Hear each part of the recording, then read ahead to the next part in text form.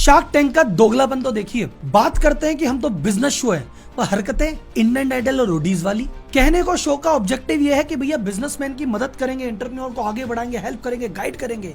But दोगलापन यह है कि भैया कोशिश करते हैं कि उसमें गलती निकाल के उसकी वैल्यूएशन कम कर दें और आपस में झुंड बना के कैसे कम से कम वैल्यू पे ज्यादा से ज्यादा हिस्सा डकार लें। दोगलापन ऐसा है जनाब कि जहां पे है कि तुमको बिजनेस की केस स्टडी जज करनी है, तुम वहां पे दोस्तियां निभा रहे हो। ये मेरा भाई है, ये मेरा दोस्त है, इसके गले लगेंगे। अरे भाई क्या चाह रहा है तू? अरे जिनके खुद के प्रॉफिट के ठिकाने नहीं भैया, लॉस में नैया डूबी पड़ी है, प्रॉफिटेबिलिटी पे ज्ञान दे रहे हैं। दूसरों के कैश ले लेके गाड़ी चल रही है और दूसरों को कैश फ्लो पे ज्ञान देते हैं। तो आज करेंगे शार्क टैंक का पोस्टमार्टम, शार्क टैंक के जजेस का पोस्टमार्टम और भाई साहब पार्टिसिपेंट का भी पोस्टमार्टम। अपन किसी को नहीं छोड़ते। और ये वीडियो जो भी देख रहा है, चाहे आप शार्क टैंक के जज हो, चाहे आप पार्टिसिपेंट हो या शार्क टैंक के दर्शक हो, आपके बिजनेस में, आपकी जॉब में, आपकी लाइफ में इसके लेसन्स आपको काम में आएंगे। ध्यान से सुनिएगा, वीडियो अंत तक देखिएगा। तो जनता जनार्दन की जय बोल के करते हैं वीडियो की शुरुआत। लाइक सब्सक्राइब के लिए मैं बोलूंगा नहीं, आपको अच्छा लगे तो करना, नहीं तो जय माता दी।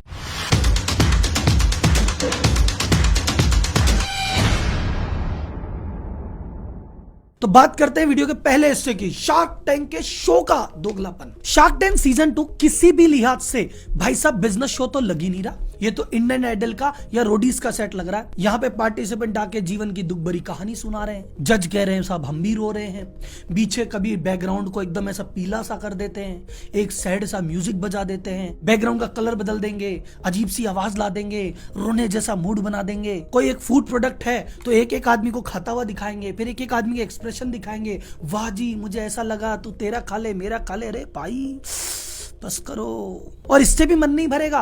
कभी रोडीज की जैसे या तो पार्टिसिपेंट से लड़ लेंगे या आपस में लड़ लेंगे। शो को प्रमोट करने के लिए कौन बनेगा करोड़पति चले गए, कपिल शर्मा चले गए, डांस बना रहे हैं, वीडियो बना रहे हैं, रील बना रहे हैं। अरे दादा बिजनेस के अलावा सब कुछ कर रहे हैं ये लोग। ये बात मैं मानता हूं कि भैया शो बेस का बिजनेस है, टीवी है, अगर शो को हिट कराना है, जनता तक पहुंचाना है, थोड़ा बहुत करना पड़ेगा। थोड़ा बहुत करो भाई, बिजनेस पे तो रहो। पहले बॉलीवुड भी ऐसे ही करता था कि भैया हम तो ऐसे ही दिखा रहे हैं। कोई पूछता था भैया ऐसी हरकतें क्यों कर रहे हो, बोले जनता को यही पसंद है। तो जनता ने बॉलीवुड को तो सबक सिखा दिया। शार्क टैंक का भी नंबर लगने वाला है। ऐसा नहीं कि मैं शार्क टैंक का दुश्मन हूं, मुझे बहुत खराब लगता है, मैं इससे चिढ़ता हूं। नहीं सर, मैं शार्क टैंक का बहुत बड़ा फैन हूं। शार्क टैंक का सीजन 1 देखा था, मुझे लगा भैया मजा आ गया, मजा। और सीजन 2 का तो मैंने वेट किया है कि इतने दिन रह गए, इतने दिन रह गए। और शुरुआत में एक एक पार्टिसिपेंट एक एक एपिसोड पे रात रात भर जग के वीडियो तक बनाए। इतना बड़ा फैन था। पर जब ये चीज ऑफ ट्रैक हो गई ना, तो दिल से बुरा लगता है भाई। ये शो मुझे क्यों पसंद था, इसने पहली बार बिजनेस को मेन स्ट्रीम पे लाया।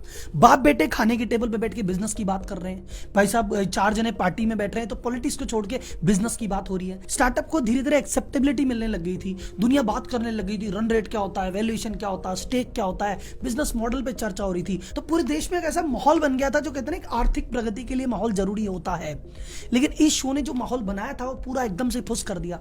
अब लोग बाग ये बात नहीं कर रहे क्या शो पे करें, कल क्या हुआ, अरे स्टार्टअप नहीं करना चाहिए, अरे वो मॉडल गलत था उसने कर दिया। तो जो पॉजिटिविटी आनी चाहिए थी वो नेगेटिविटी कर दी। अब जिस तरह की इसकी टीआरपी चल रही है, पता नहीं शार्क टैंक सीजन 3 आएगा भी या नहीं।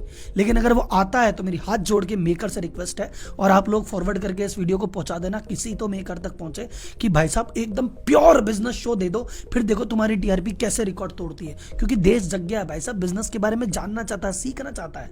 तुम उसको मत बनाओ रोडीज यार। इस शो में इंडियन आइडल वाली हरकतों के बाद जो सबसे कमजोर कड़ी है वो है शार्क टैंक के जजेस। एक म्यूजिक कंपटीशन है, उसको अगर जज करेंगे आपके AR रहमान साहब, लता दीदी, तो लगेगा यार इन लोगों ने बहुत ख्याति प्राप्त की है, अपनी चीज पे पकड़ है, लोगों को दीवाना बनाया है। लेकिन उस शो को जज करने आ जाए टोनी कक्कड़, कैसा लगेगा? मेरे को इनसे कोई आपत्ति नहीं है, मेरी इनसे कोई लड़ाई नहीं है कि पीयूष बंसल जी से भाई साहब मेरे कोई पंगे हैं या अमन मुझे पसंद नहीं है।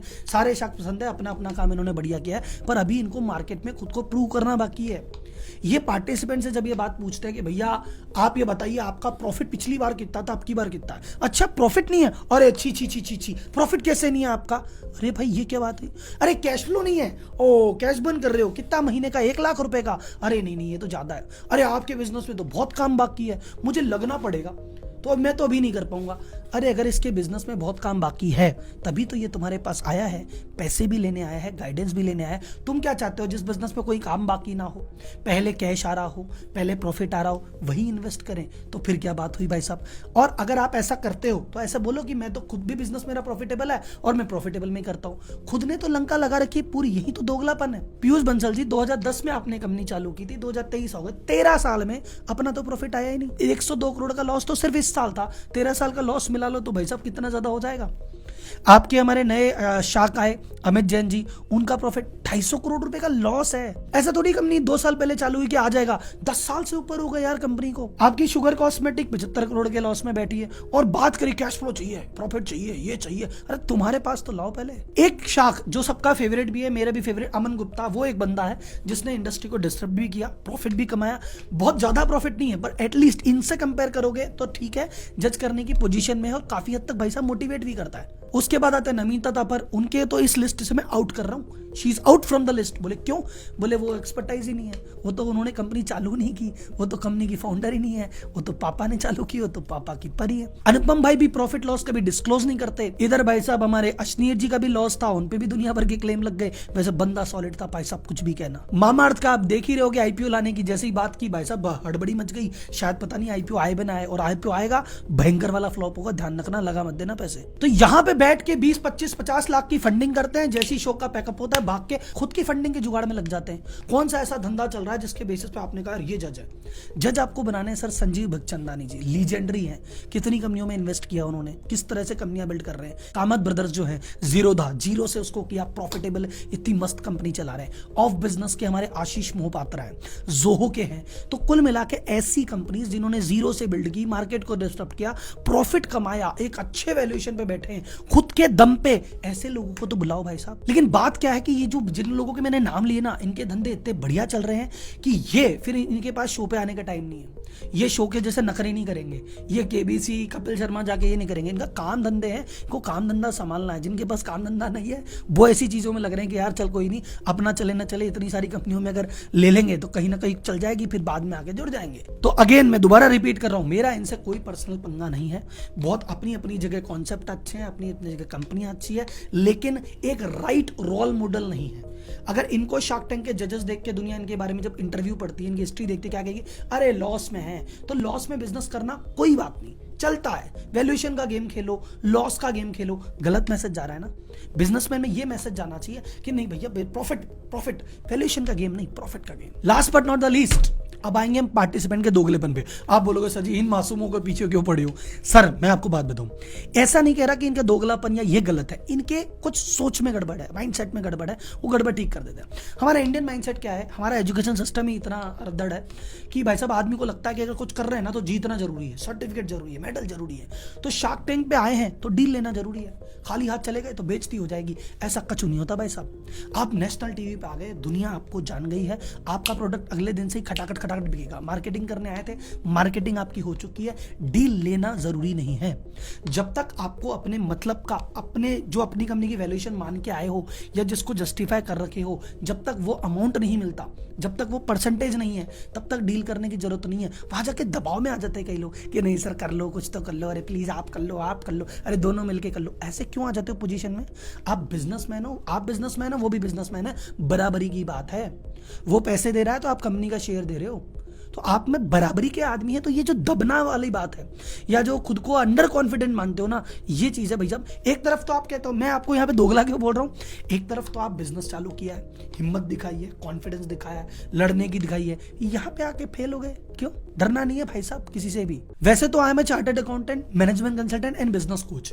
मेरी प्रायोरिटी उन लोगों को मैं कंसल्ट करता हूं जो ऑलरेडी बिजनेस कर रहे हैं, जिनका दुकान, ऑफिस, फैक्ट्री है, जो काम कर रहे हैं, जो पैसा कमा रहे हैं, रियल बिजनेसमैन, जो फंडिंग के भरोसे नहीं है, जो वैल्यूएशन के भरोसे नहीं है, जो काम करते हैं, मेहनत करते हैं। लेकिन स्टार्टअप कम्युनिटी पे कभी ध्यान नहीं दिया। पर जिस तरह से शार्क टैंक में हालत हो रही है और दुनिया में गलत मैसेज जा रहा है, तो मुझे लगता है भैया इस फील्ड में भी एक बार आना पड़ेगा। और क्योंकि मेरा फील्ड नहीं है, मैं इस पे आऊंगा। मैं डेफिनेटली इस पे या तो कुछ वीडियो की सीरीज लॉन्च करूंगा या एक अलग से कोर्स लॉन्च करूंगा कि स्टार्टअप में भैया वैल्यूएशन होती क्या है, कैसे आपको करना चाहिए, कैसे पिच करना चाहिए, कब फंडिंग लेनी चाहिए, कब नहीं लेनी चाहिए, कैसे लेनी चाहिए, क्या ध्यान रखना चाहिए, किस तरह के इन्वेस्टर चाहिए, किस तरह नहीं चाहिए। इस पे या तो वीडियो की आपकी 8-10 सीरीज आ जाएगी या एक कोर्स आएगा। मैं जल्दी ही प्लान करूंगा, लेकिन मुझे कमेंट बॉक्स में बताओ आपका ऐसा कुछ इंटरेस्ट है तो करें, नहीं तो रहने देते हैं। और एक और चीज, आप सोचो राहुल जी प्रॉफिट कमाने आ गए, this course will be completely free. Second चीज भाई साहब, आपने बड़ी मेहनत से कंपनी बनाई है, आप कंपनी को ऐसा कैसे समझते हो कि कंपनी की वैल्यू 0 है? सर जी कंपनी का मोटा मोटा स्टैक मत दिया करो, 20% दे दिया, 25% दे दिया, 30% दे दिया, कभी कभी तो 50% भी दे दिया। अरे हाथ जोड़े भाई साहब, आपने इतनी मेहनत से कंपनी बनाई है, कॉन्सेप्ट बनाया, जब सब कुछ पक्के रेडी हो गया, फसल का आधा इससे ही दे दोगे? तो कभी भी अपनी कंपनी का कंट्रोलिंग स्टेक नहीं देना, आज नहीं तो कल आपको बहुत दिक्कत आएगी। नहीं सर ऐसी बात नहीं है, पैसे की बात नहीं है, पैसे के लिए नहीं जा रहे, पैसे तो हम वैसे ही खूब कमा रहे हैं, ये ना हमको सपोर्ट भी तो करेंगे, स्ट्रेटेजिक कंसल्टिंग भी तो करेंगे, हमको गाइड भी तो करेंगे। सर पिछले सीजन में 25-30 कंपनियों में इन्वेस्ट किया था, इस सीजन में 25-30 में और कर देंगे। 60 कंपनियों में इन्वेस्ट कर दिया, हफ्ते में एक दिन भी एक कंपनी को देंगे ना, साल में एक बार भी नंबर नहीं आएगा आपका। और अभी तो इनकी खुद की कंपनियां लॉस में चल रही है, ये प्रॉफिट में आ जाए वो बड़ी बात हो रखी है अभी तो मैं ये नहीं कह रहा कि ये बिल्कुल आपको सपोर्ट नहीं करेंगे, एक दिन दे देंगे, 3 महीना 6 महीना दे देंगे, इनकी तरफ से कोई आके इक्का दुक्का मदद हो जाएगी। लेकिन जिस तरीके से आप 10-10, 20-20, 25-25 बांट के घूम रहे हो ना, हाथ जोड़े भाई साहब मत करो।